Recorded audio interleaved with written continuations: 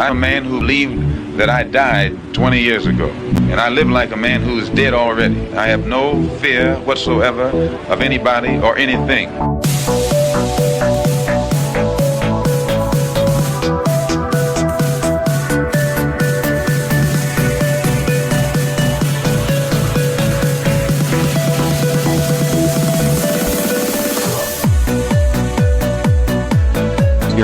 I am an investigative journalist, and in 1996, I wrote a series of stories entitled Dark Alliance, which was about CIA involvement in drug trafficking.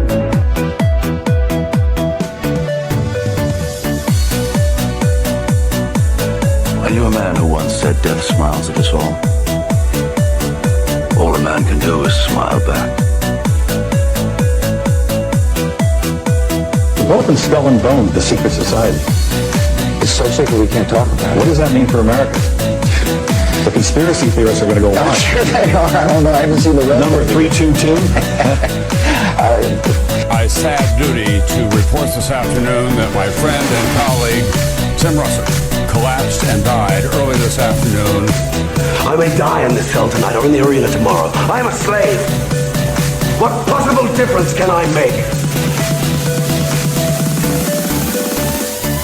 And no official of my administration, whether his rank is high or low, civilian or military, should interpret my words here tonight as an excuse to censor the news, to stifle dissent, to cover up our mistakes, or to withhold from the press and the public the facts they deserve to know.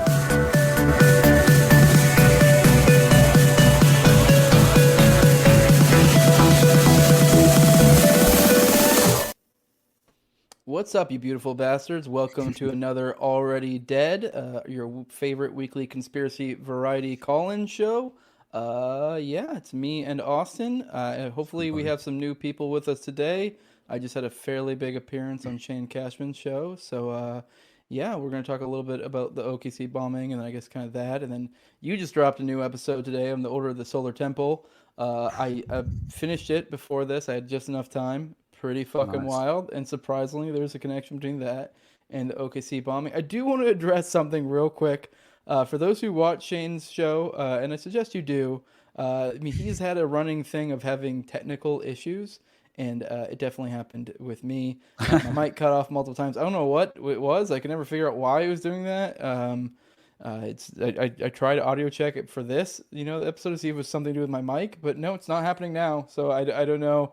Also, I don't know what it is. Literally, you guys see, if you're watching a video, see how it looks right now? And if you watch the video on that, I look like fucking Zordon. I was nothing but a head. I had the same exact camera set up, everything. I don't know. So just letting you guys know that, just so you didn't get the impression for the handful of you guys who came over here from there, that I actually just have awful, audio equipment and always it just looked like a floating head. It's not quite the case. I'm a little bit closer than a lot of people tend to be to their camera, but not that close. Yeah, I also did want to correct one last thing on that. I want to correct the record. I fucked up when we were talking about, I was trying to make connections between, I believe at the time I was trying to make connections between McVeigh and Strassmeyer, and I also gets kind of like threw in Elohim, and I was like, oh yeah, Elohim. And in my head, I was thinking, because there's a whole rigmarole. Anytime you bring up one of these, whether it's security cameras or whether it's John Doe 2, there's like multiple examples. So you kind of have to run through the Rolodex in your head. And I think I blurred some things together. And what I was thinking was the factoid of John Matthews, who was the PatCon, undercover PatCon operative, and how he said that he saw McVeigh and Strassmeyer together, and I said that he saw them at Elohim, and I literally the next day as I was driving into work, I went, fuck, it wasn't Elohim, it was Texas Light Infantry. So I know TLI. It's not that big of a deal, even though, especially since I already gave you guys a TLI, somewhat the rundown of that episode, like a quick, that's where he met Holloway at. But yeah, I mean, it bugged me. I just wanted to address it, that I got that little thing wrong, so because you kind of got to run through the Rolodex, and I was like, all right, I just figured that was the appropriate one at that time, and yeah, I also, that one was a little bit last minute. I'm very appreciative to Shane having me on, but that was a last minute, like kind of booked me a few days out, and with these, I just want to let you guys know I'm a retard. And with anytime I talk about like OKC bombing or something more technical, I legit like for like especially a big appearance, I will like weeks out, like or a week or maybe more out, just inundate myself in that content, so that way I'm like I have it, I can rattle it off quickly. Like I have like notes that I have saved my phone. That's what I did for Jonestown when Yeah. we did that series. Same thing, So man. yeah, so I have to do that too. Like anytime I have like a big appearance, but so I had 2 days. Luckily, I had driven the day, but like for like 8 hours, like the day prior, because I had to go deliver a cat. For those who know, I deliver cats, so I had plenty of time to kind of soak myself in the content and go back over it again in the car, and not so much the next day, but. I mean, I had plenty of time to prep, so I think I did pretty good. But just saying, I felt like I could have done a little bit better. But with the gremlins there, Shane's gremlins got me a little bit. They did fuck me up a little bit, but I think I mostly did well. I think it was a solid showing, aside from the technical difficulties. But I don't know. I thought I did all right. So, but it is what it is. I just felt like I could have done better. But every time I've ever done a big show, I'm always like, fuck, I could have done better. I will say I felt like I did pretty damn good on the Dave Smith one. That one I came off was like, I feel like I did pretty damn good. I like that one for sure. Yeah. But I remember actually listening to that one now that you mention it 100%. Like, but I enjoyed your appearance though, brother. I just honestly, I think it's interesting. I always love Shane. Like Shane seems to most of the time lean in directions that I tend to, as far as what I would more than likely assume is the case. You know what I mean? I'm not technically, speculating all the time, but clearly once you come away with information and knowledge about a subject, right, you feel at least like you have the right to speculate and keep it in that, compartmentalize it to that extent. But still, I think it's important to have some sort of opinion on what you think happened, right? I don't know. I mean, I understand when people want to remain objective and as much as they can, and they play that journalistic line. But to me, it's like that's you're talking about how I right off the bat was like, yeah, I think it's a false flag. I love it. Dude. I qualify it though with that. I can't prove it, but I just would be. Right. I feel like I'd be lying to my audience, and this is why I kind of made the point in the show at one point that I do dabble in journalistic ventures. I help out journalists. I've done a little bit. I did wrote one piece, and I do swim in these parapolitic circles. But I don't know. I don't feel as beholden to that level. And also, it's just like I feel like I'm more just beholden to being honest, and that's my honest take. So kind of like Dave Smith always likes to make that like that's his job to his audience is to be honest. Like I mean, don't get me wrong. To some extent, there's some things that's like none of you guys' fucking business. But like so far as like when it comes to like stuff like this, like if someone asks me, "Hey, what's your take on the Oklahoma City bombing?" It's like, yeah, I don't. To be quite frank, I think the government basically fucking. There was in my opinion, there likely was a high level of or there was definitely some intentionality from those that sit above in shadow, essentially. So that's just kind of where. But I will say I can't prove that. But that is one of the hardest things to prove because motive. It's like impossible to prove a motive. Like I mean, come on, that's just a ridiculous way to approach. I think the entire story, and so it's important to speculate on the motive, no doubt, 100%. But once again, we have to distinguish what we do know for certain and what we, according to all this accumulated evidence, lean toward as far as our opinions and when it comes to the motive. And so I always like to mention, like, of course, Strassmeyer's always been the smoking gun for me, like when I found out about his story. But real quick. I don't know if you regularly listen to Nick Bryan's podcast. Not enough. I need to get back on it. Recently, he had some guy. I forget the name of the guy. He's wrote multiple books on Watergate, and he was. Oh shit. Nick Bryan, I feel like is kind of a good example of what I was talking. Damn it. No, I can't remember. He wrote something Scorpion book, but he wrote some Watergate books. But either way, the point being is he was more the normal journalist and like, here's my take. And like then Bryant came in and like they talked at a polite talk, but then he kept giving him multiple because he was trying to get him to get the op within an op type take that we essentially have in our Watergate series. Right. Finish. We need to schedule a third part, but so he kind of kept it. Oh no, it's just all I can prove is this. So this is all I put in my book, and this is all I really talk about. And like to some extent, I get that. You're like, I don't want to speculate, but it's like I feel like you can easily just say, "Hey, I'm speculating," or like you can do serious research books even and present things in a way that like. Oh yeah, maybe people will be like, "Oh, that's wild speculation," but like, yeah, but that's what it is, speculation. So, Yeah, like exactly. I'm respecting my audience and saying, "Hey, this is speculation." I'm Definitely. showing you all the reasons why I think this, but like, hey, we all also know that these aren't like this isn't perfect proof. But yeah, real quick, I do want to know because I was trying to get at with the new people coming in. I do want to let you guys know what this is every Tuesday. Sometimes we change it up. We might change the time depending if we have a guest or something. But we do this. This is a live stream call-in. We do the call-in the second half of the show, about 45 minutes to an hour in. I'll put up the number. You also, if you guys decide to support me or Austin on either of our Patreons, we put out the link, the StreamYard link, so you guys can join in as a talking head right alongside one of us and talk to us and ask us questions and stuff.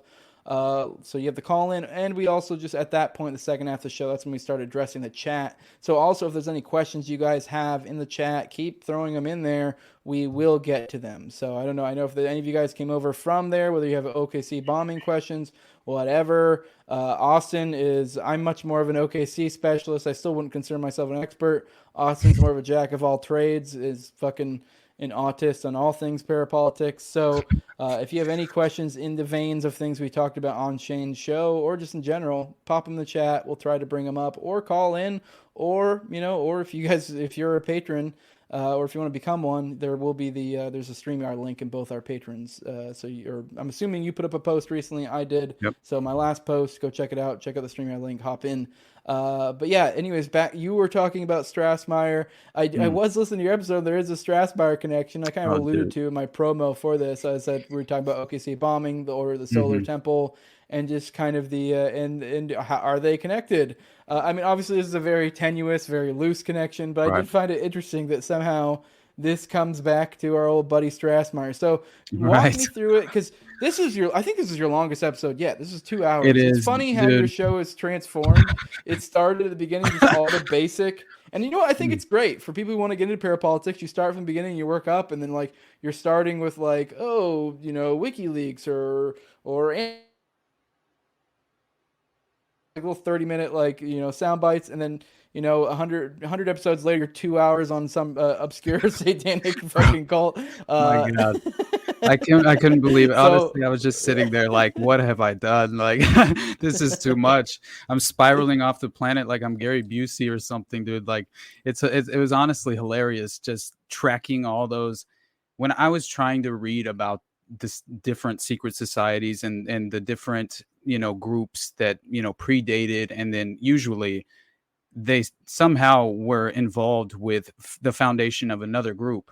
Either the grandmaster of one group would form another group and then take over that group, or they would name another grandmaster and go take over the additional group. But it always seemed to be some sort of like direct connection to a previous group that existed before, with some sort of just additional twist on the doctrine, right? But I don't know, man. Like, when I was reading about this, it seems like this is an underground network with a belief system that not everyone, and like, it's very interesting because the OTS, they were all about reincarnation and past lives and using all these they even talk about the Haley's Comet cult. I always forget their name. You mentioned it in the episode. What was the name of it? I mentioned so many of them. Yeah, there was the Comet cult, because I've gone on a little bit of deep dive before, and I just remembered listening to this episode on the Order of the Solar Temple. I keep wanting to say like OT, but Order of the Solar Temple. Haley Bop, but I forget the name of the cult. The cult is it Heaven's Gate? Heaven's Gate, yes. Yeah, but yeah, the Heaven's Gate one. As I was listening to this, I actually for a second was like, wait, is that cult? Because I was like, I figured maybe I just forgot their name or whatever. Because literally, it's so much of it sounds exactly the same. Exactly. if you've ever dug deep into the Heaven's Gate, because it was a lot of like, we have these levels. There are these people that above. I think above in this one, it's Ascended Masters. I forget what it was. Yeah, I think there was something in Heaven's Gate. Yeah, in Heaven's Gate there was something similar to that. There was like these people, and it was like supposedly they were talking to him. And then and like in this one, or the Order of the Solar Temple, it was like, I think it did. They were like kind of making it sound like, oh yeah, we're talking to Ascended Masters behind the scenes, and we're your go-between. But then there were also times where they would see them, and they played mind games on them to make them. It's crazier like than that. Visual effects to where they were like, because to the outside world, it's like, oh, these crazy cult people, but to them, it's like these people are literally manipulating them. Yeah, 100%. Like I had to them, I had a spiritual experience. I saw X thing, and it was some fucking trickery, some wool they pulled over their eyes. Yep. Terry Huguenin, I think, was the name of one of the former members who became. He left the group before the initial transits in '94, mass deaths, I guess you could call them. but yeah, he left the group because he had found, well, first of all, there's all this internal strife going on leading up to the first initial transit where like they're getting popped for gun running and laundering millions of dollars, right? Which I found interesting that the group was tied directly to BCCI as far as laundering money through the CIA front, that's connected to Danny Castellero's Octopus and all of that, right? But anyway, what did you just remind me of before I got entirely derailed just now? Oh, I don't know. I know the original question was Strassmeyer, and then I pointed out how it was very similar to the Heaven's Gate cult. Oh yeah, no, Terry Huguenin, the former member. Okay, that's what I was talking about. My bad. But and then we'll get back to Strassmeyer. We'll get back to Strassmeyer. But so Terry Huguenin, he discovers that Antonio Dutoit was one of the members of the leadership, kind of higher on the hierarchy as far as I was concerned. And that was what it seemed like. And he was involved with, basically he was an expert at special effects. And he had even done special effects for movies and other things like that. And so he was heavily involved with when they would do these ceremonial rituals and the ascended masters would come down once you reached a certain level, then he would actually play this hologram that legitimately, it was like a Tupac hologram scenario, right? Which I just found. Do you think the Scientologists do this with Xenu? Do you think the Scientologists we just never got that? Man. Because it sounds so ridiculous on its face, but if they had some sort of like dog and pony show that went along with it, I could see how they'd be like, "Whoa, Xenu!" Right? Oh yeah, and especially when, like, for instance, this group, they had armed security right outside the area, and so they had guards heavily secure that you would have to like get through multiple, and plus they had secret rooms in a lot of their properties that were like when. They discovered the bodies. They didn't discover some of the bodies at first because they were hidden behind this panel in the wall that was like a ritual altar, and all this other stuff was behind there, and that's where a lot of the bodies were. But yeah, so Antonio Dutoit was running all of these holograms for the Ascended Masters, and also keep in mind that Emmanuel, the daughter of DeMambro, Joseph DeMambro, one of the founding members, who was basically credited as being the, direct leader of the group. Luc Juray was more of the charismatic face, but there's definitely more to that dynamic as well. But this Emmanuel was supposed to be the basically the second coming of the solar god king.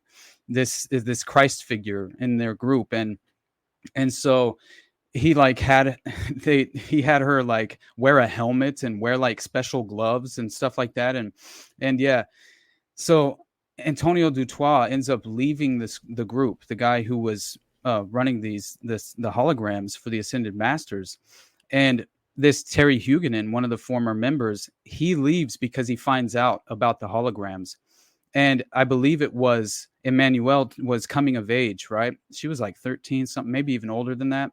And she basically was realizing, what the hell has my entire childhood been, and was rejecting the entire narrative around her as this deity, the reincarnated deity sort of thing, and so she is balking at the entire scenario, which caused a lot of internal struggle.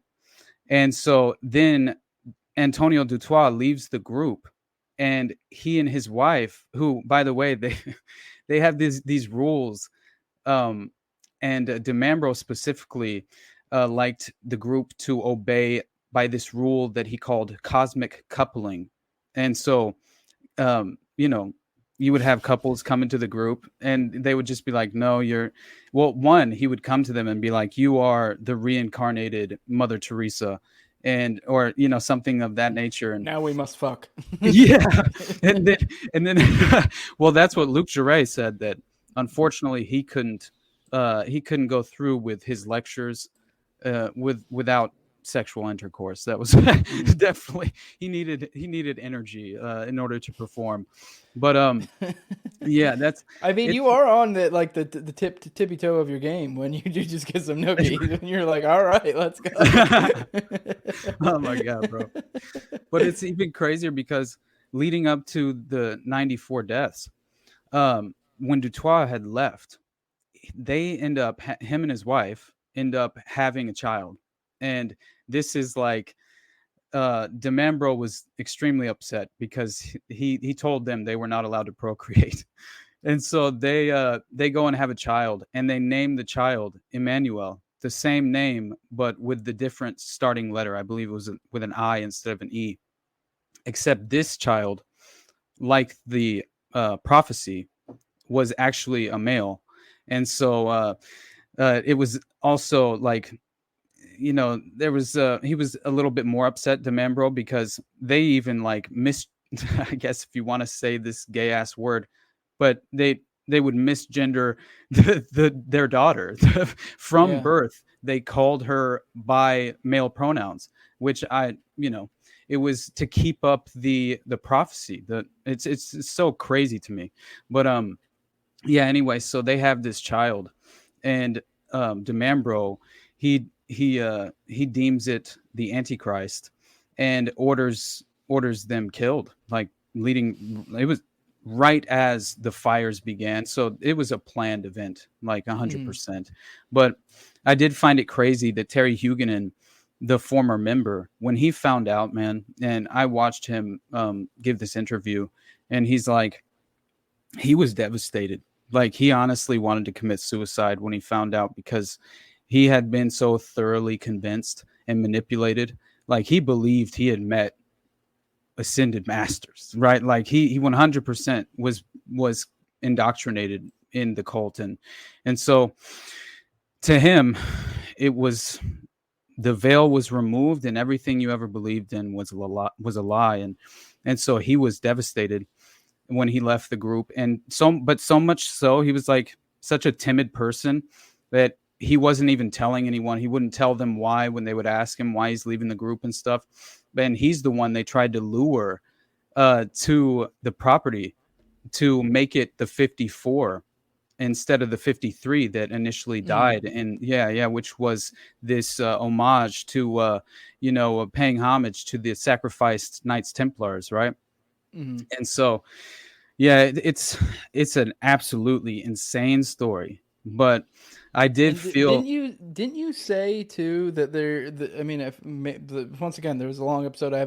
I'd have to listen to it again, but I feel like I vaguely recall you were kind of getting at that they were experiencing a bunch of bad PR around that time. Yeah. So there's a lot of parallels to be had between it and Jonestown, in the sense of that it looks like there may have been people hot on their trail or starting to get wise to their bullshit right around the time they fucking just kind of lit the flame, kind of deal, essentially. I mean, I guess no pun intended, but well, pun intended, but yep. And it really blew my mind, because I mean, just the parallels, like you were saying, like, I mean, beyond all these insane links to like infiltrating the hydroelectric corporation in Quebec, and like that being directly tied to a string of bombings and terrorist attacks right? Which falls perfectly in line with Operation Gladio, right? So that wasn't very difficult.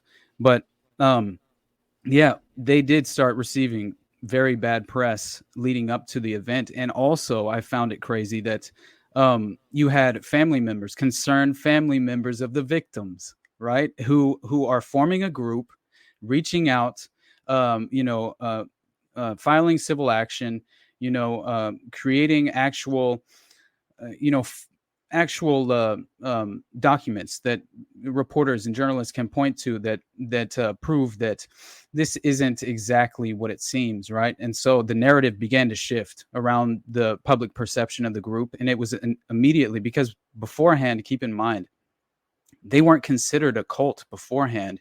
They were even like, they had like this kind of a PR branch almost, right, with the Golden Way Foundation, where they were like, Luc Jouret would go around giving all these speeches. He gave speeches at that hydroelectric company, Hydro-Quebec, right, which I found that to be another additional tie-in there.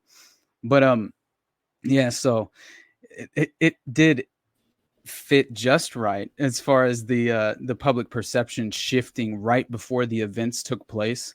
And so again, that alarm bells ringing as far as Jonestown was concerned, because the exact same as far as just the way the narrative took place and fell into place, it seems so similar, right? But then you have, I know about Grace Kelly, the actress, because my dad was like, he liked watching Turner Classic Movies when we were growing up and stuff, and he liked Alfred Hitchcock and all this, and so I appreciate older cinema, and I always knew that she was one of the original like beautiful actresses, but she was talented though, but I didn't know. I knew that she got into a car accident that became very famous, and I thought it was merely because she was this beautiful actress and it was a tragedy. But yeah, it seems like there's a little bit more to that story that I had no idea. But why would I be surprised? She's married into the Prince of Monaco, Prince Rainier, right? I mean, she's literally married into a royal family, so not at all should I be surprised.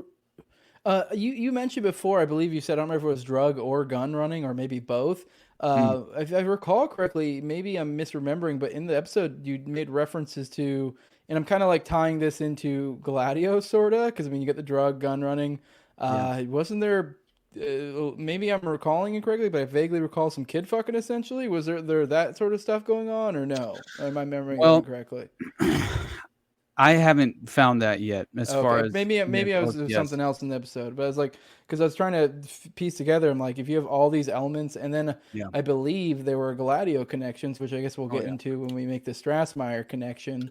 But yeah, so I was like, is that like already a third element there? Like, right? But yeah, okay. So, but no, I guess go ahead. Well, I just think that you have direct ties to Luciferian, beliefs as well, and the Green Order, and like the foundation of those groups, right, being tied in with Amorc, right, which is the Rosicrucian Order, which DeMambro himself came from, right? So I think that people need to realize like how much the theosophist esoteric aspect of this is truly tied in, because they really,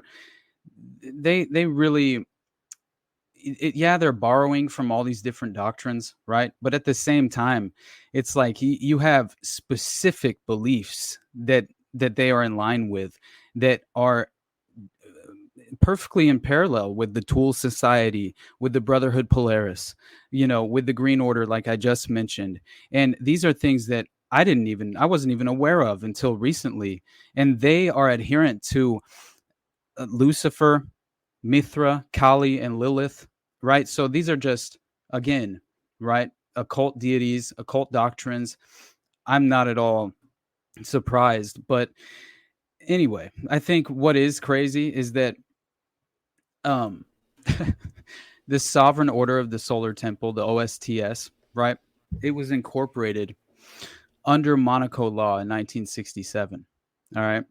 And we had just mentioned Prince Rainier, right? Yep. So there we go. Monaco was selected because the Grand Master handpicked by Breyer, who was the basically the story goes that this Jacques Breyer was allegedly he was contacted by what was it? It was like 9 unknown men. That's what it was. And so he claims he's like this French esoteric author. And he claims that they were contacted by these secret masters of the temple and asked to establish a Templar Renaissance, right? And so Breyer identified this Argeny as the original location where Hughes de Payens and 9 original knights founded the Order of the Temple in 1118. And so this is when allegedly Breyer began to communicate with this 9 at Argeny, this and so identifying them with the souls of the 9 founding knights of the Knights Templar.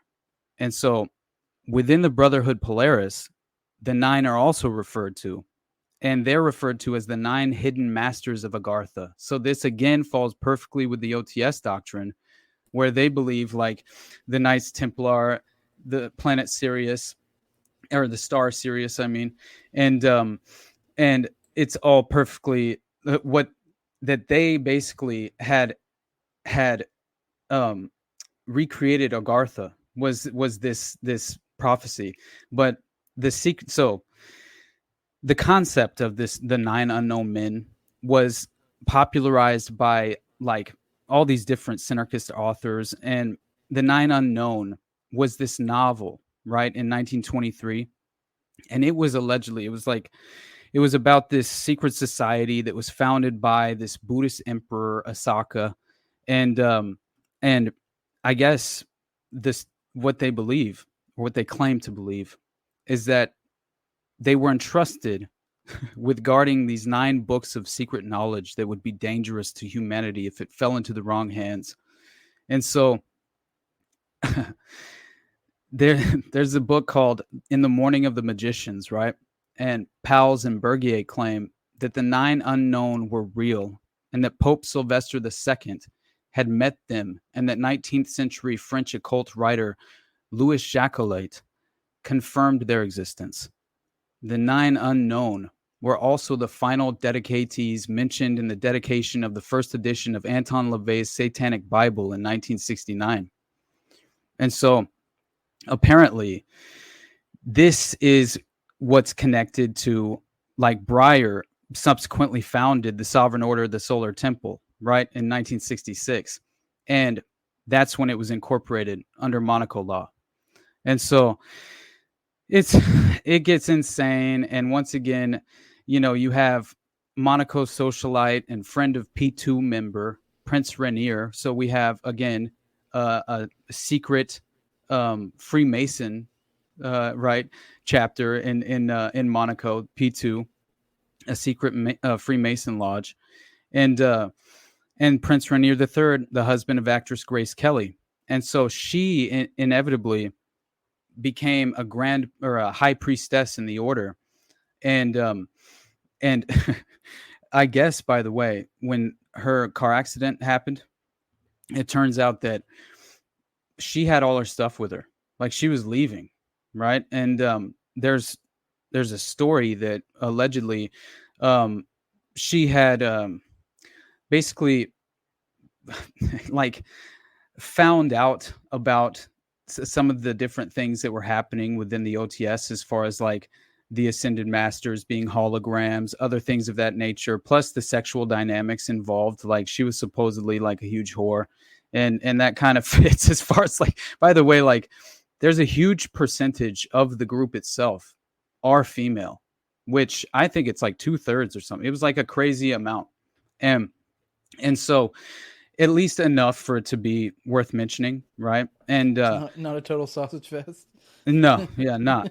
And again, like Luc Jouret, I guess you could make the argument that he wasn't the ugliest man, you know what I mean? But especially when he was younger, didn't look as much like a crackhead. But by the way, they're suffering like severe physical illnesses. Like, DeMambro was in poor health when all of this was orchestrated. So it could have been like a product of this group has been overexposed, right? Because of, once again, like I said, like you had all these different articles being ran, tying them back, Canadian journalists tying them directly to running, laundering money through 2 different banks in Canada.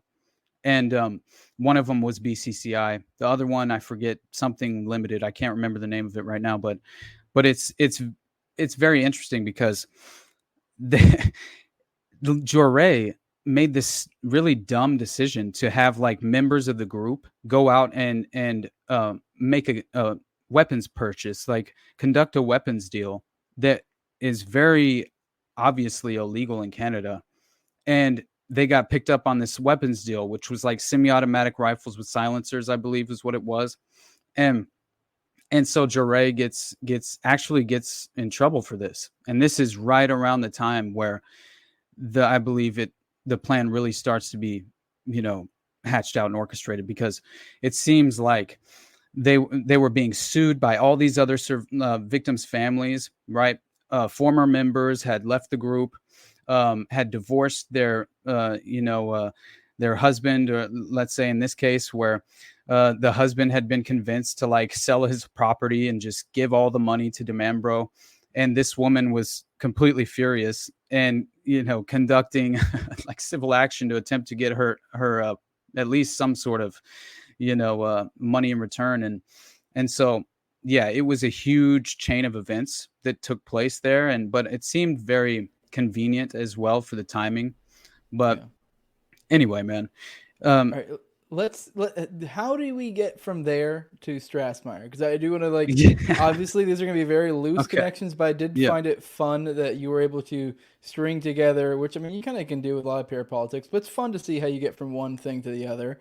So I just want to see how you get from the Order of the Solar Temple to the Oklahoma City bombing. All right, so also involved, right, in the founding of the OSTS, was Konstantin Melnick, right? And this guy is who brings in Strassmeyer as a tenuous connection.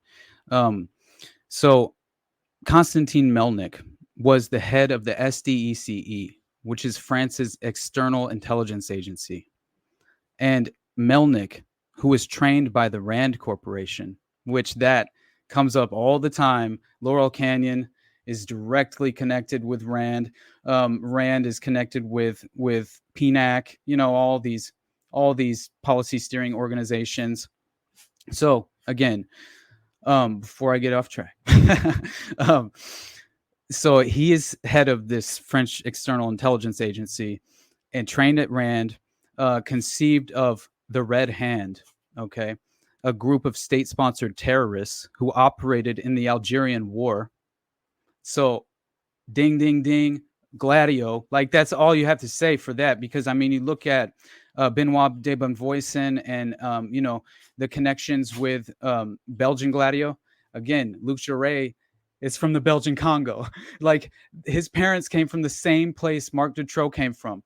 Marc Dutroux's parents came from. Like, it just blows me away.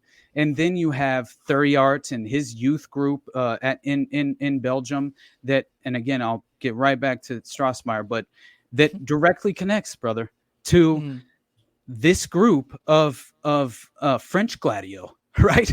And which extended to Canada, right? And so anyway, Melnick not only involved with the state-sponsored terrorist organization and the operating in the Algerian War, he had been in exile in the United States, of all places, and was called to return to activity, right, by this Francois de Grossouvre. I don't know how to pronounce, who was the head of Arkansas, the regional branch of Gladio of Lion. So, in 1981, this regional branch leader of Gladio of Lion, de Grossouvre, became the advisor of former Cagoule member, President Francois Mitterrand, for secret operations, okay? So Mitterrand was a key advocate of a united Europe. Together with German Chancellor Helmut Kohl, he fathered the Maastricht Treaty, which was signed in 1992 and transformed the EEC into the EU. So, my tangential connection was Helmut Kohl, right? Because Helmut Kohl's chief of staff to German Chancellor Helmut Kohl, okay, happened to be Gunther Strassmayer, father of Andreas Strassmayer. Andy the German. We all know who Andy the German is, right? Okay, so okay, it still seems kind of long and winding. Go, I guess, run through real quick that again, because that I feel like there was a lot of people and a lot of organizations. No, I know. I mean, obviously, I know it's super tenuous, but I'm trying to make connect the dots, because it was just goes to Gladio and then just vague Gladio and then. Well, it's interesting because President Mitterrand, all right, this is what you have to realize, is that the guy who's running the branch of Gladio and Lion, right, de Grossouvray or whatever, he becomes advisor to Kaggle member Francois Mitterrand. And Mitterrand is the one who co-created the EU with Helmut Kohl. And Helmut Kohl's chief of staff at this very time is Gunther Strassmayer. So my tangential connection is Gunther Strassmayer is swimming in the same circles as Operation Gladio, clearly being conducted at an operational level. And whether he was aware of it or not, I can't tell you. Not as of now, but I do think that once I read this, would usually you would assume would be in the know. You would imagine, yeah, right. I mean, that's kind of the purpose of a chief of staff, but you would think, yeah, because literally, if I to sound and just kind of dumb it, I'm pretty sure chief of staff is literally the one who runs the entire staff for the military. He's kind of like his point man, or not the military, but for his cabinet. So he's like his point man for his cabinet and his staff. I think maybe not for the cabinet. I don't know if that necessarily counts because those are other like heads of departments, or maybe it's just his staff. But either way, he's kind of like his point man. Like he's like his top assistant is essentially, his right hand man essentially. That's why there's no way that there's not additional information there. That's all I'm saying. So I mean, real quick, obviously I know he's not a president, so I was looking at it in the perspective of like what a chief of staff is to the president. Obviously, Helmut Kohl is not a president, but you get what I mean. He serves the similar function, but at a different level. But sorry, go on. Right? No, you're good. I just think, I'm like, no way am I surprised that Helmut Kohl came as soon as it did. I just immediately thought at least another connection. Maybe I can at least tug on that thread. You never know what you'll find. That's all I'm saying. Like when you take a different approach, right? Like with these subjects, it's so crazy, man. Like when like I'll be reading about Watergate, or I'll be reading about, I mean, man, The Ultimate Evil or Marc Dutroux, and I just find some sort of different perspective, a different lens into the same story that uncovers another thread that you can pull on. And before long, you realize that in some of these circles, they run a lot smaller than you realize. And I think that should make a lot more sense. I mean, honestly, when you're dealing with secret societies and covert intelligence operations, I mean, come on. Like, of course that would be the case. It's just like Stephen Paddock. Everybody wonders why he didn't have a public profile beforehand, because he's a spook. It's like, how many times can you see the pattern recognition and then reject it?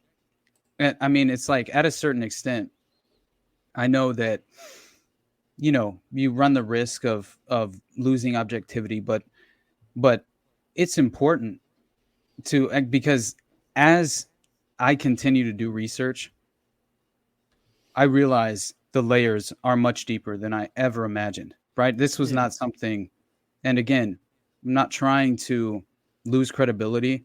I'm not trying to. I think people should be able to walk and chew gum. Like, it's just not that. It's not that crazy. Like, it's like I mean, don't get me wrong, I get people saying, "Oh, once you start speculating and making all these connections, and you'll start going nuts and like you'll have crazy conclusions." And it's like, Right. I don't know. Maybe if you just realize that you really shouldn't ever, depending on, I don't know. I mean, like, it really is should just be as simple as like if you get a grasp on the information that's coming in, you should be able to decipher what's fact and what is just connection, speculation, and from there be like, this is my, like I said with the case of Oklahoma City bombing, like I think it was probably a false flag. I think that somehow some deep state of some sort, whatever you want to call it, some group within the government did some shit, and I don't think it was just an oopsie.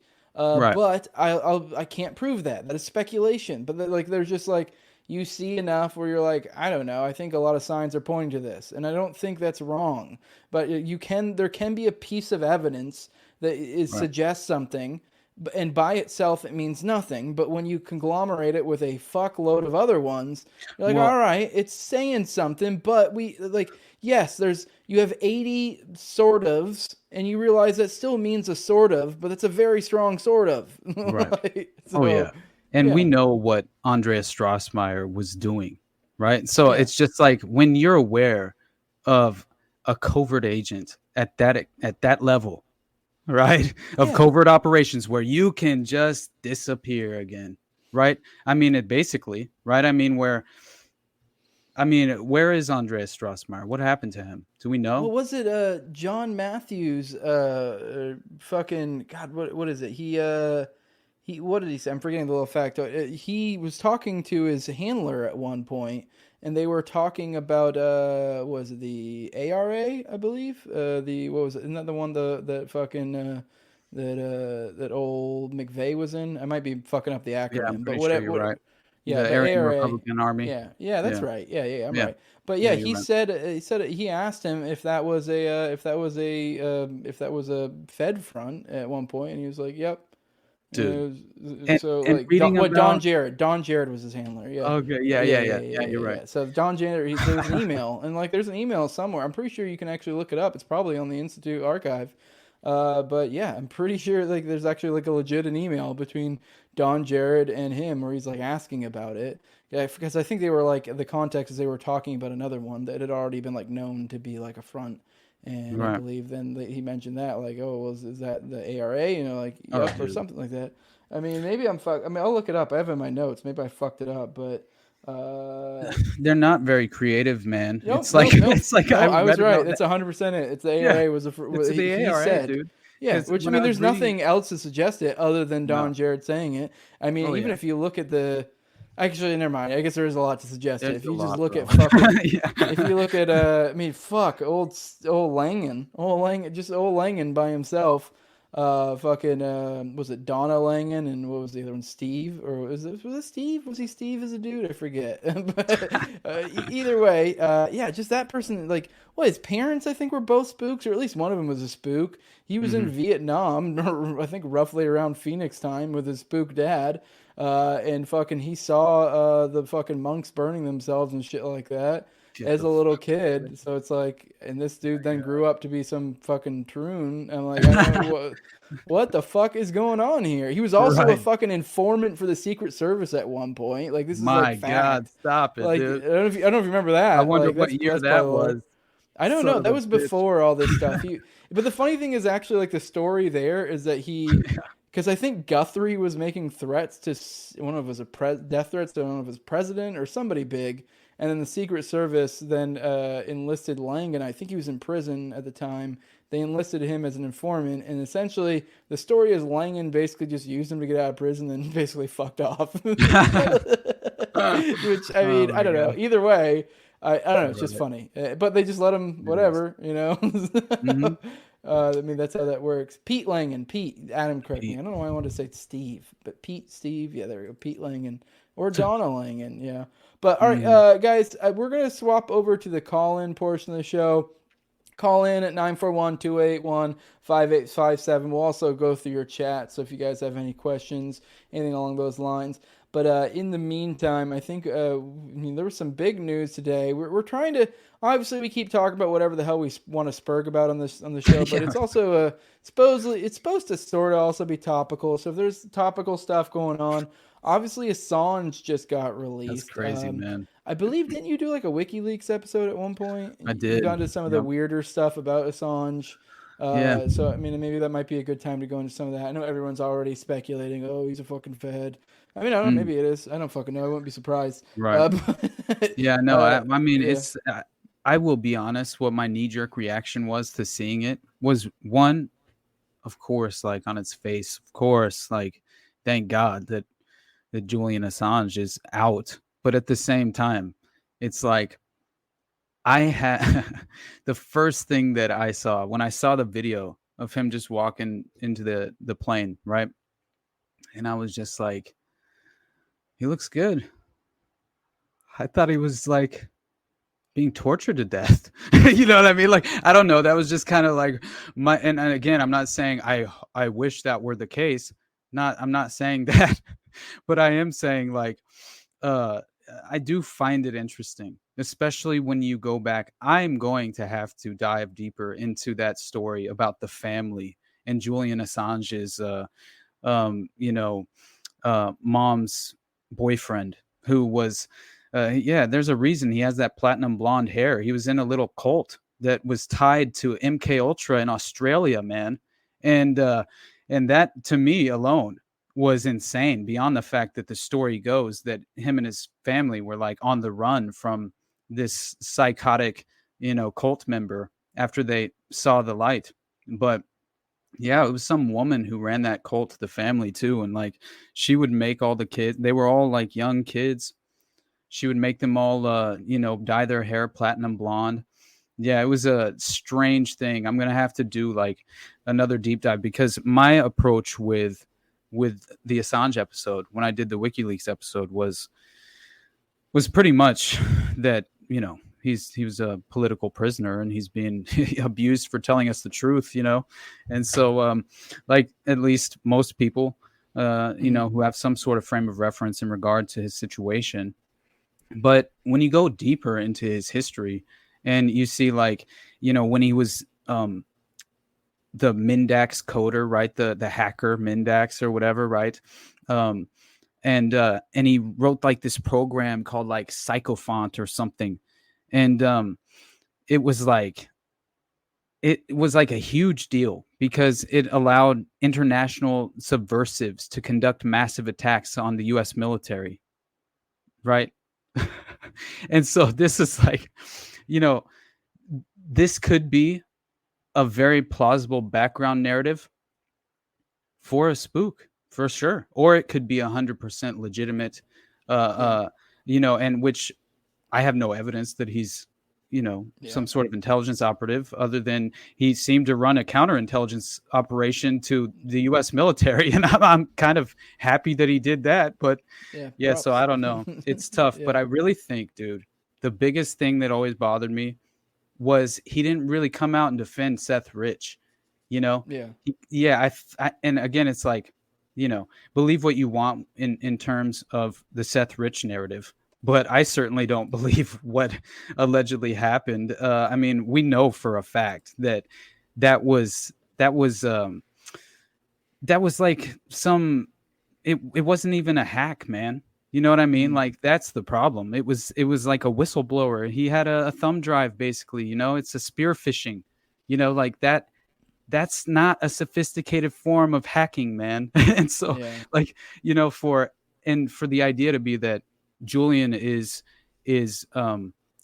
leading the source, or whatever the idea is, that he's trying to, fish for the source to allegedly commit crimes on behalf of attaining the information for WikiLeaks. So you could make some sort of plausible claim that de facto he's involved in committing this crime. But, it's just, you can't even prove that though, so, but anyway, I did think that the spear phishing and the whole, like, what Bill Binney was saying, like the, what is it? Intelligence officials. What was it? a group where veteran intelligence professionals for sanity. That's what it was. And they perfectly made the case that that was a leak and had nothing to do with, it certainly wasn't a Russian hack. You know what I mean? But yeah, it was an external device. It was a thumb drive. And so I entirely believe that it was Seth Rich. And I just kind of, I don't know. It was interesting when Assange brought up the case of Seth Rich, right? Because he was asked directly whether Rich was a source. And Assange said, of course, we don't comment on who our sources are. So it's like, you know, you can't really prove that. But yeah, I don't know. Seymour Hersh seems to think that there's more to the story. And he got caught on like a hot mic too, man. Like he didn't mean to actually say the things that he said. He thought it was off the record. And so I always found this I played an audio clip in my WikiLeaks episode. I remember now around that Seymour Hersh bit where he's basically, you know, confirming that, you know, Seth Rich was definitely killed more than likely, right, for the leak. You know what I'm saying? And so anyway, I don't know, man. All right, I got Pangolin here. Says, wait just darn a minute. Are you working with Tim on a new video? I swear I saw a message from you suggesting that there was a spicy video with Tim coming out that you figured would get taken down. All right, now this is one of my Patreon members. I'm bringing it up because he did chat this. I don't know what's going on, dude, but I could pretty much guarantee I didn't say anything like that to you. I don't know. Maybe you wildly misinterpreted something I said somewhere. I don't remember directly messaging you this, so I don't know. All right, we got a return guest joining us in the backstage. One of our patrons, client number 9. Oh, what's up, my buddy? dude? Pleasure to have you back. What's up? What's going on, man? I made it. I joked with Austin. I was going to say, people like, who is this motherfucker? And be like, hey, if you want me off the stream, you got to pay these guys and buy me off the stream. But, who had freeing Assange on your pre-election dance or bingo card? I certainly did not. I thought, well, okay, I guess a surface, interpretation of this could be, Biden's handlers don't want that political football viable for Trump. Potentially, I don't know. I mean, it's because Trump is running his mouth as far as saying he's willing to pardon Ross Ulbricht and Assange. So the fact that he said that in the first place, to me, that's really like the face value, interpretation. Maybe the LP for that. Yeah, I know, right? Yeah, that's really really awesome. Yeah. But that was my only other thought, though. Well, and then the Fed got hacked. Apparently, that's fun news from today. Did it really? Well. I didn't see that. 33 terabytes of information, apparently. So probably my prediction, they're going to blame Russia, and that'll be our prompt. But something you said, the reason I signed on was you mentioned French Gladio and the Congo connection, and I'm curious if you found any link to I think was it Romeo Dallaire was the leader for the UN forces in Rwanda during the genocide, and he was part of Operation Turquoise. And it doesn't get much more satanic than hacking up 1 million people in 90 days with machete. And there was a statement. I don't remember the guy's name. I'll have to look it up. But there's a CIA operative mentioned. He said the most deadly weapon in the Rwandan genocide was not the machete or rifle. It was the radio, because of Radio Mille Collines and all the propaganda. So I've always felt there was a tie into Mockingbird too. I was curious your thoughts on that, and then I'll get out of your way. I would not be surprised. I'm going to have to do a Rwanda episode. Honestly, I would love to cover that. But I wouldn't at all be surprised. I mean, it really does seem like Gladio is far reaching, my friend. Like, my God, it's insane. And it's an infrastructure, man. And it's built on these they're basically just underground organizations, a network of them, and they overlap all together but it's cults, it's even religions, like Scientology is considered a religion, but now much more people would look at it as a cult, I would think. But at the same time, it's like, right, like, of course they had a version of Gladio happening at that time when Rwanda happened. So it's like there's going to be direct connections there to the Belgian network and the French network, 100%. Like it doesn't seem like any of these people are like untouched and unscathed by they all overlap again. Like they met each other, like Theory Art's, young group in Belgium, and he's once again perfectly involved with the French network, propping up Gladio in France. So, and I don't remember the Breyer connection of like the, like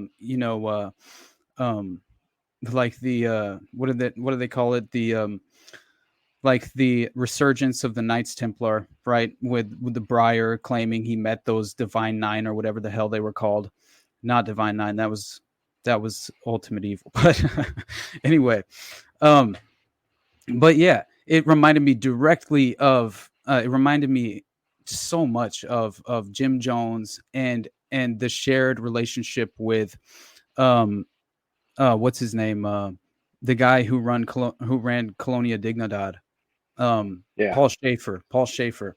And yeah, it's just like they were believing the same doctrine from the same, doomsday, occultist basically. But in reality, it was like, it's just a false narrative, man, because it's clearly propping up Gladio. I'm not even entirely certain that Luke, first of all, I think Luke Jarre is directly connected. Well, we know he's directly connected to Gladio, but I think he's an operative of Gladio at a certain extent, because when he went and joined the military after the homeopathic medical degree that he achieved, and then he goes and joins the paratroopers, and he's running these covert operations, and then all of a sudden he's out, and he goes and he gives lectures at the Golden Way Foundation and meets Joseph DeMambro. And they hatch this plan, hey, you should head up this ORST. I can't remember which group it was because there are so many, but it was one of the original groups, OST, ORST, not the OTS. But he ended up just once the Origas, once the original Grand Master died, right? He decides he's going to name himself the head, the Grand Master. DeMambro gave him the idea, and then and so he names himself Grand Master. And the daughter of Origas, the previous Grand Master, was like super upset. There's all this internal struggle. They're upset about the leadership and the funds of the group, and then Jarre just ends up starting the OTS with Joseph DeMambro and taking a bunch of people from this other group with him. And so, yeah, again, man, like what is he doing? Giving lectures at the hydroelectric company in Quebec, the same time OTS members infiltrated that corporation, and just at that same time, a string of bombings and mass shootings and domestic terrorism starts occurring. Like, come on, man.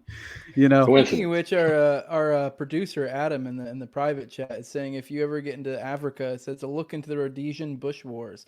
Tons of mercenaries from all over the world. Heavy Jew influence. I guarantee there's Gladio / Phoenix stuff going on there. That would make sense. That would be the perfect playground for Gladio in Africa, where 100%. For most of the past, let's be real, people mostly just in their head hear Africa conflict and just dump it. They just don't give a fuck. Oh yeah, they don't care. You can't get any American to give a flying fuck about maybe South Africa sometimes, but it's about it.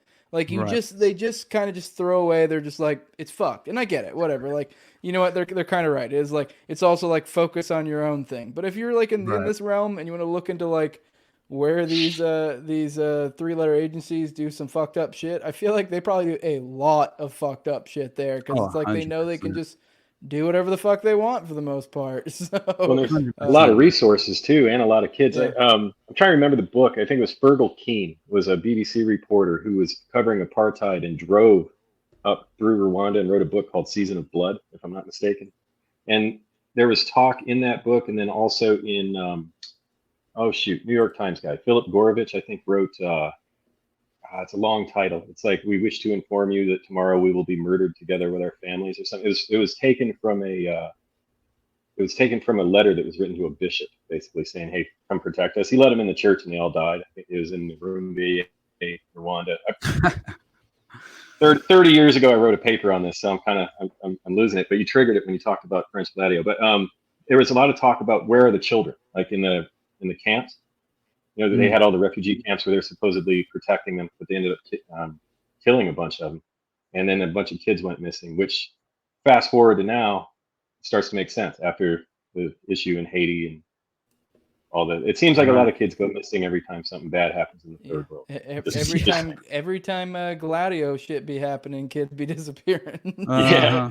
Yeah, that seems to be. I did think Adam put in the chat too. He said TLI, which that is the for those who are familiar with. We talked a little bit in this episode, the OKC lore. That's like the first militia that Strassmeyer went to, and that was the militia that he met Holloway at. Dave Holloway, who is a spook, and then he, ended. So I mean, I don't know enough about TLI to say if really they were that spooky. Seems like they were, since even John Matthews, the PatCon operative, was lurking over there for some fucking reason. But either way, he said the Rhodesian Light Infantry. That's what the TLI is named after, Texas Light Infantry. Wow. So that's where the namesake came from. So, I mean, you think they would have worn longer shorts? Yeah. That's crazy, man. Anyways, I'll get rolling. Well, thank you for your time, and to everybody else, become patrons. Come on in, the water's nice. Hell yeah, appreciate buddy. it, brother. Thank you, man. Come back anytime. All right, later on. All right, later, brother. Ya. All right, what else? Let's go back through. I did kind of do a throwaway comment about I do think maybe as much as I rag on the LP, they may have had a part in the whole Assange thing, because by kind of negging Trump, making him appeal to the libertarian base by getting him to come there, which all the prags in the party were all upset about. It did seem like it ended up being kind of a good thing, because he said some wild libertarian shit, just trying to appeal to libertarians. Right. It's not going to do a goddamn thing for him. But either way, he still did that. Also, I've been seeing talk today. I mean, I don't know how. It's just rumors. I don't know how. I mean, it seems like every week there's some new rumor about him, maybe picking some VP. But I've seen a lot of rumors about him picking Vivek, which would be far more libertarian. So between that, I don't know. They may have had a part in kind of negging him towards doing shit. And anyways, the point is getting at, as we were getting at before, the fact that they negged him to be libertarian. He made some comments about. I don't think he actually said that he was going to pardon Assange, but he said we're going to have to think about it. He said it essentially heavily implied he probably would, and he said something about I have to talk to my team or something, and said something about having a big announcement soon or some shit like that. So it sounds like he was going to, going to announce that he 100% would, pardon Assange, and then that's when this happened. So it seems like. They may have tried to steal his thunder to be like, oh well, fuck you. Here's your deal. Right. No, that's what happened. That seems to be what happened. But you know what that ends up being a fucking that's not a win for the Biden administration. So even politically speaking, I feel like it's kind of a weak move, because it's like. I mean, all you really did was just take the ball away from Trump, but he could easily he could easily play that card, be like, you guys only did it because I was going to. He could even still just pardon him. So he could still do that, because he still isn't pardoned. He still had to take it's a plea, right? That's what it was. Plea. Yeah, that's my understanding. So, yeah. Speaking of Australians involved with the feds, from our buddy Dylan Farnham, did you guys ever cover that Aussie whistleblower that just went to prison? He's the one who brought light to the Aussie war crimes. Doesn't ring a bell for me. I mean, it sounds like some vague thing I may have seen. Sorry, dude. I don't know anything about that at all. They would have just let him on TV and not just capped him. I mean, do you really think if he was such a problem to the man, they would have just let him on TV and not capped him? I don't know who you're talking about there. I thought that might have been referring to Assange or something. Yeah, maybe. I don't know. Supposedly, the Australian government was in talks with the Biden administration to free Julian, which is very odd, knowing that they are heavy into the Five Eyes. I don't know what the fuck Five Eyes is. Do you know? It's like basically an intelligence apparatus. Yeah. And involves like at least it's kind of like now I'm trying to remember. I'm pretty sure that's like a compilation of a few different countries who are all in like this joint intelligence effort. But it also kind of sounds like the UK's like NSA, but I think I'm wrong about that. I think I was right originally, but yeah. Anyway, yeah. I don't know, man. You haven't done a Seth Rich episode, have you? No, I only talked about him on the WikiLeaks one. Yeah. Okay. Yeah. Okay. Yeah. You know what? I do recall because I recall you doing a fairly decent breakdown, but I guess it was like within another episode. So yeah, you did. You kind of covered a lot of the Seth Rich stuff. Not entirely. Five Eyes. All right. What is this? An Anglosphere Intelligence Alliance comprising Australia, Canada, New Zealand, the UK, and the US. Okay. All right. Got it. So this is all right. I get what he's saying. I get what he was getting at now. What else we got in here? What else? We got any other questions? The World Wildlife Federation is a paramilitary genocide group involved in that. Is it really? I don't know if I've ever gone down that rabbit hole. I wouldn't be surprised, man. That's hilarious. Yeah, imagine them jocking the fucking WWF acronym. They started doing. I don't know when that they came along, but I remember I think there was actually issues, like legal issues between the two of them, and I think that WWF ended up having to change his name. If I that's recall hilarious, correctly. Man. I did. Can not you imagine know if that. there was if that's legit, that's some spook group where they forced the WWF to change their name? Oh my god! I know it's just hilarious. It doesn't probably mean anything. I just find it funny. Right. Yeah. Did you hear? You remember that that part in about in the episode about the Norway mass shooting and the bombing that guy was connected to Breivik, Anders Behring Breivik. You remember that guy? And where I didn't know about this either, but it came up randomly because he was tied in with these neo-Nazi paramilitary members, right? Who were connected to the OTS. And so I just think it's outrageous that this guy, right, who commits like a string of domestic terrorism, but also ends up killing like 77 people, is directly connected to the OTS, right? It's in Norway. You know what I'm saying? But that blew me away. But that was, again, during that same time where I was drawing the connections between the Brabant gang in Belgium and the Gendarmerie and the, different organizations that were, neo-Nazi tied organizations in Belgium at the time. And again, how many times have I mentioned the Westland New Post, right? It's like the same thing, right? Where these terrorist actions were blamed by authorities on communist combatant cells. You know what I mean? So anyway, someone said it's a hell. This is our Dr. Corbo's feel good fun time message. It's a hell of a rabbit hole of murder, genocide, rape, mining interests. Mining interests. The mining interests. That reminds me of what we talked about the show. Maybe one of us should probably look into that a little bit more. But what was it? The Congos? That Congo coup or whatever? I believe it was the Congo. I forgot about that. There was a mining component to that. Yeah. So there was like some weird attacks happening to mining stuff. Mm-hmm. And it seemed to have some sort of thing to do with like China and mining interests. And Israel too. And Israel. Yeah, of course. Yeah. Hey, Adam, do you want to hop in? I want to hear you're in the private chat. Sounds like you know a little bit about this WWF stuff. Obviously, maybe it's just something you know from what somebody else said. What's up, buddy? Yeah, what's up, dude? For real, that's why it's the WWE now. Are you kidding me? I No. had no idea. I can't remember really any of the details, but it gets into like Club of Rome, climate scam stuff. Wow. Charlie Robinson has done a whole bunch of work on it on macroaggressions.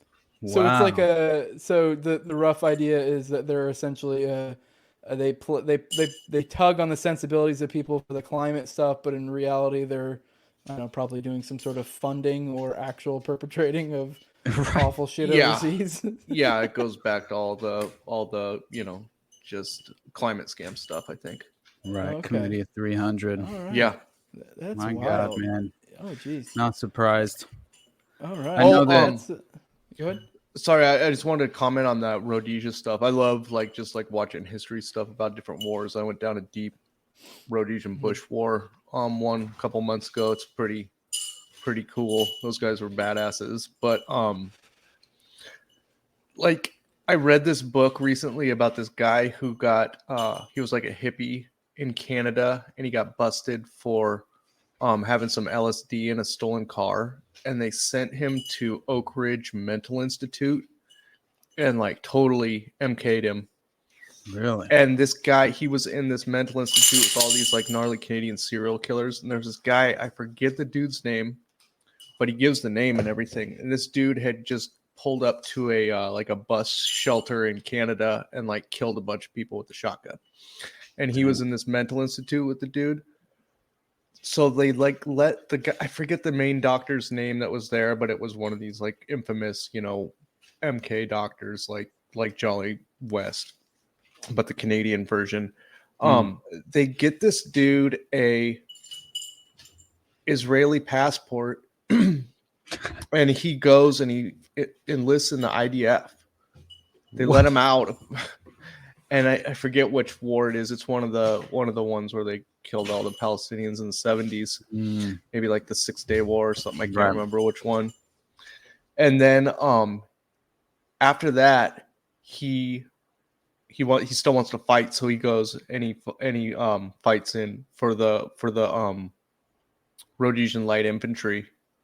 Wow. I think I can't remember which outfit it is in the Rhodesian military, but he goes and he dies in Rhodesia, and I think they have a bronze statue of him in Israel. Wow. And if you look into it, there's this group in the Rhodesian military called the Celis Scouts, and they were these real gnarly dudes. It was half Native African guys and half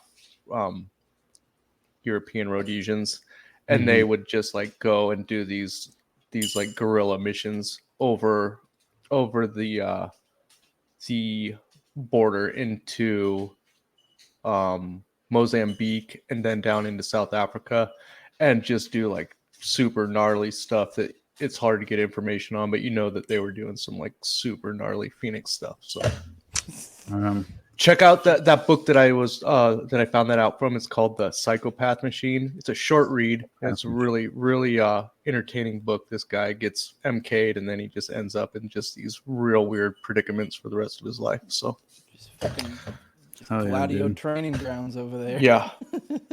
Yeah, just send some MK'd fucks over there and let them go to town and take the cream of the crop. Yeah, because I don't know what percentage of the Rhodesian military, but they were hurting for numbers. So they were all these old Vietnam dudes that were just kind of bumming around in America, and were I kind of like being in Vietnam. They were advertising in the back of Soldier of Fortune magazine. Wow. Which is the CIA front, Yeah, 100%. That's where wasn't Soldier of Fortune, I think, was the rag that Strassmeyer, his first post the bombing, the first interview he got was what Rick Sharrow, I think, of Soldier of Fortune. Yeah, that was it. Bombed, and a bunch of stuff happened yeah. at the Soldier of Fortune convention in Reno in 87. If I people say if I had a time machine I'd go back and kill baby Hitler. Dude, no, I would go to the Soldier of Fortune convention in Reno in 1987. That must have been so awesome. It would do that Call of Duty thing with all the guys with the machine guns coming out of the elevators. You ever seen that meme? No. It's one of the games where they the first mission is you literally just mow down I think a shopping mall. Yeah. You guys just in the elevator. There's all sorts of memes of it. I was just imagining that coming into a gun convention or whatever. Yeah. But these guys would apply, and then they would go through this hiring process, which wasn't very stringent to go to Rhodesia, and they were allowed to bring all their own weapons and do all this crazy stuff. So it's worth looking into. But they were bad motherfuckers. The way that they carried out missions and stuff was pretty wild. It is interesting, the connections there between all that, and then you get into that ties so deeply into the gun show circuit, which I feel was part of. It's the spook city of the 90s. Is that Soldier of Fortune, that fucking gun show. It was almost like feeding into each other, like both. Oh, things. yeah. It was just. It was like the right wing Dead tour. Like going on tour with the Grateful Dead, because these guys like McVeigh would like just run into random people and they'd know tour. You'd go to Waco and sell stickers and then be like headed down, to the gun show in Alabama and then back to Washington and all sorts of stuff. You know what? That makes me think of like that is what conventions are like. Let's say like political party conventions, like all the candidates, all the little or even just the people who like to go all of them. It's just like you're going through the whole circuit, like around the country. Yeah, it's that same idea, but it's just for feds. So I would never go to a political rally ever in my life. Like, did you just see that one with the Congressman Jamal Bowen or Bowman or whatever the hell, dude. With AOC. Yeah. I was like, what's up? Yeah, dude. And she's like telling all the people that don't live like in his district to come vote for him. Takes her hair down. Dude, brother. You saw the rally bit where she then made a point to like take the thing out, undo it, and then they kind of like. That's the guy that pulled the fire alarm, right? I think so. Yeah, it is. So. Dude, I didn't even put that together. That's hilarious. You know what though? They won me back though when they put the video of him pressing 4 plates for like fucking multiple reps. I was like, all right, dude, okay. Yeah. You may be retarded, but respect. He put up 4 plates. Yeah, there's a video that came out. I think Cernovich put it out. It's him with like he's repping 4 plates. I was like, oh fuck, dude, That's this dude's crazy. a hoss. He had like 405 on the retard strength. It's like, oh shit. He must have done like 5, maybe 4 to 6 in that range. He's like, oh shit, wow, he's moving him. Yeah. 405. That's pretty solid. Yeah, I was impressed. God, but all right. I don't know if there's anything pressing on you guys. As things I think we're at probably a good point. I don't mind wrapping a little early, dude. I don't know if you guys have anything pressing things. Yeah, I just want to mention real quick. I don't think we talked about Alex Jones. I don't think it happened. Last week. Yeah. I just thought it was interesting. Like, what the parent company of InfoWars is that what it as far as I just read an article a minute ago, and basically that's the case. Is that they're supposed to sell that company off to pay the victims' families, right, in damages, right? I don't know what the headlines have said. Yeah, it's basically what the case is, but it's like I'm not sure still what the consequences ultimately will be. That's my only beyond how it kind of falls into place with my already preconceived notion with the Sandy Hook narrative, and as far as this kind of being it's like honestly, man, it's like a precedent setting event in a way, right? Because it's just that's clearly not freedom of press, that's all I'm saying. Like, I mean, as far as you can't honestly prove that he's directly responsible for anyone going to victims' families' homes or anything of that nature. But honestly, I think the biggest thing is how it was televised, the big show trial. It was a huge mockery. The entire scenario, he's like, I've only heard good things about Alex Jones from just people that like Sam, that I like. I'll take his opinion that I hear him occasionally say, but it's like I don't know how well that, these people really know each other. That's all. And so I just find it kind of fascinating, just how this plays out, because it seems so much just based on honestly, man, like it just seems like he's playing this role, whether he's, actively aware and a part of it or not. I can't say for sure, but I will say he's clearly playing a media operative in a way that's making this taboo, that's all. And that's what this process is doing, is that this is now becoming the third rail taboo subject. You're not allowed to have that discussion. And for me, brother, like Sandy Hook was the number one that I always like. And again, I haven't done my own deep dive investigation into it. So I've only done I've only consumed, different, information about it, some podcasts, some here and there, read an article, But really Donna Huxborough or whatever the hell that lady's name was that showed up in the Boston Marathon bombing, and she's like running a marathon for the families of the victims of Sandy Hook. And she was like Donna Hochsprung, the alleged principal who died at Sandy Hook. Yeah. And like crazy, overlapping threads like that, which is like, what in the fuck is going on here? And why would that even happen? Like, you're reusing crisis actors, but anyway, I'm just saying, like, I always found it like that was the easiest one to say crisis actors are involved, almost more than Boston bombing. I mean, I don't know.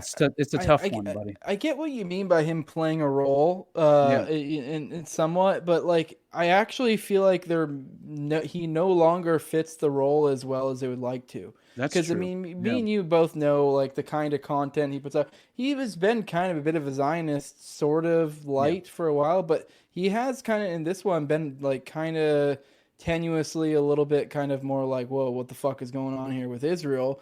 And you know what? Like I think like you could make the case. Remember when that drone footage came out and he was the one? I was like, holy shit! Alex Jones said something negative about Israel. Like it blew my mind, bro. But even he's not going super duper hard in the paint, and really as much as he really even should. So I think because he's kind of always been positioned as like, oh, the crazy. But if anything, Alex Jones, as of late, I think. I mean, maybe I'm just out of touch with the general populace, but I feel like he's becoming more and more prescient with the general populace than he is as a crazy kook. Like, you can't just sell him off as a crazy kook like you were able to like 10 years ago. I mean, is he still warmongering about China as heavily as he was? Like, I haven't listened to him in a long time, but I just know that he's been on that beat for quite some time. Right, just escalating tensions with China as often as possible. Yeah, dude. Brother, it's like it's a little more than that. You know what I mean? But no, that always drives me insane. But I get what you mean. So I don't know. I mean, maybe he is completely an op or not. Everything's a fucking op, dude. I mean, I get what you mean. I do think at one point in time that was like he was such a big name and he was in a spot in the Overton window that was the idea that we can get him and this will like so far as like in the eyes of the public not be that big, like and it'll advance our goals, whereas this feels like boiling the pot too quickly. You know what I mean? I agree, but I also think that what I always, I mean, he just flip-flopped in a way, and I just found it like, this is your moment, brother. Like, if you're going to have one, don't apologize. That's all I'm saying. Like, don't say, I'm sorry to the victims' families. It was a huge mistake, blah, blah, blah. And I'm just saying, when you say I was wrong, but you don't lay out any, reason as to why you made those original claims, even though I know that there's legitimate information and evidence proving out a lot of the claims that he initially made. And I haven't found anything that's disproven some of that evidence. So it's just like, why are you now bending the knee after everything, after this whole fucking thing happened? Now you bend the knee after you get basically a Netflix series for your show trial. You bend the knee. And that it just stinks to me, man. It doesn't smell right. That's my only concern. I mean, for me, it's like, I don't know to what extent I can really input it, because he does kind of just also seem like your normal, just kind of like, kind of based conspiracy boomer. So it's like, so it's really hard to get a read on, like, is this just genuinely who he is? Yeah, I know, right? Or like, is like, I don't know. I just try to kind of assume the best for the most part, but while having open eyes and kind of just realizing, looking at things objectively, because I mean, it is what it is. But I think we're at like an hour and a half now. I think we'd probably be a good time to get out of here. You want to go ahead and let people know where they can find you at? I'd highly recommend people go check out your newest episode. Pretty fucking wild ride. Thank you, buddy. Thank you, man. So as always, go ahead. What's up? I was going to say something else. I realized I can just say it later. Go ahead. Sorry, my bad. All right. So as always, you can follow my podcast at all audio streaming platforms, basically. And it's the Underclass Podcast. Follow me on Twitter at UnderclassPod. Follow me on Instagram at the Underclass Podcast. Support me on Buzzsprout. Support me on Patreon. I'll hit you up with the link. I'm definitely going to start a paywall model at some point. I just, man, I've been chasing my tail from having family come visit and having just different scheduling conflicts that it's just been a little bit difficult lately. So I figured I'd just get this one right out to everybody, and then maybe that'll be the model going forward. So, but yep, that's how you can find me. And it's been fun, my brother. Hell yeah, man. I was going to say, and then I realized this made more sense for this part. I'm going to be going on Jacob of the Rise to Liberty podcast on Thursday at like 9:30. I think he goes live. So if you guys want to pop in for that one, talk to us. He's cool, man. Enjoy having you. He's cool. He sent me this badass video about Nixon had done all these interviews, right? Mm-hmm. And with this personal friend who was a journalist, I guess. And yeah, so he basically addresses the question, did the CIA stage a soft coup on you during the administration covertly? And then he hits on all the points without, like, he doesn't have to. It's crazy, but he says it. But it was an extraordinary video. And I was like, thank you, brother, for sending that. So he's a cool dude. I like Jacob, man. Yeah. Well, all right, guys. I have the No Way Jose podcast. We stream this on my No Way Jose YouTube channel, also my Rumble channel. If Austin ever makes like a YouTube channel, we'll stream it to that as well. Yeah, also stream it to the Tower Gang one, but that's probably not going to be permanently. At some point, I'll stop doing that. But yeah, I do want to give a big shout out. Oh yeah, guys, if you want to be able to get that early content that I have, or if you want to be able to get pop in as a screen like client number 9 did today, you need to support me at Patreon at patreon.com/NoWayJose2020. Lowest level is $2 for all those perks. Highest level is my sponsors. I read them off every episode of my co-host on Tower Gang Toad at Tower Gang Toad. I have at Abrogate D's at ZOVERACK at _Infinite Zeal, then Jacob Daniel, the Biblical Anarchy podcast, then Tim Tuttle, the homie, at Julian Klebold. If you guys want to dig into Sandy Hook, yeah, that's your guy. I had him on for a series for it, so only on Rumble, so you got to go find that one, or on the audio podcatchers. So yeah, definitely that's your guy. Go hit him up if anyone wants to dig in that. And also my homie Will Bell of Rabbit Eye Wine. The shit's delicious. Go get you some. Yeah, guys, let's get the fuck out of here. Good show. Thanks, guys, from Charles K. Appreciate everyone who showed up. Pop back in next week at 9:30. Yeah, tweet at us what guests you want. We know a guest for next week. So tweet at me or Austin and say, hey, we should probably try to get a guest. We're trying to do a guest every other week. We haven't scheduled one. So let us know who you want. We'll try to get them on. And with that, we are out.